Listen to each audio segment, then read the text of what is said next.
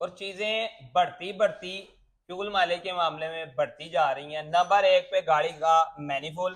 number 2 پہ یہ butter فلائیوں والا سینسر، نمبر 3 پہ بٹر فلائیاں، نمبر 4 پہ بانسری، نمبر 5 پہ مینیفول سینسر، نمبر 6 پہ ماس ایئر فلو سینسر، نمبر 7 پہ انجیکٹر، نمبر 8 پہ oxygen sensor, number 9 spark plug, number 10 throttle, number 11 پوچ control وال، number 12 P G are sensor, number 13